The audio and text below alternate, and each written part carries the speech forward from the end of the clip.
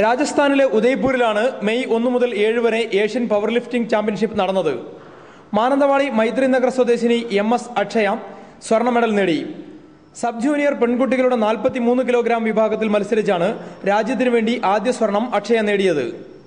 മാനന്തവാടി അമൃത വിദ്യാലയത്തിലെ വിദ്യാർത്ഥിനിയായ അക്ഷയയ്ക്ക് ലോക ചാമ്പ്യൻഷിപ്പിലെ മെഡലാണ് ലക്ഷ്യം. ഞാൻ സബ് ജൂനിയർ കാറ്റഗറിയിലാണ് ഇറങ്ങിയത്. സബ് ജൂനിയർ ലെവലിൽ വെച്ച് ഏറ്റവും മികച്ച അച്ചീവ്മെൻ്റ് ആണിത്. ഇനി വേൾഡിൽ ഇറങ്ങണമെങ്കിൽ 18 വയസ്സ് കഴിയണം, ജൂനിയർ ആവണം. അതിനും പോകണമെന്ന് താല്പര്യമുണ്ട്. മാനന്തവാടി ഗവൺമെന്റ് കോളേജിലെ കായിക വകുപ്പ് മേധാവി MK സെൽവരാജന്റെയും കൽപ്പറ്റ കോഫി ബോർഡ് ഉദ്യോഗസ്ഥ CR ഇന്ദിരയുടെയും മകളായ അക്ഷയ കഴിഞ്ഞ 3 വർഷമായി മാനന്തവാടി ഗോൾഡൻ ജിംനേഷ്യത്തിലെ പരിശീലനം നടത്തുന്നുണ്ട്.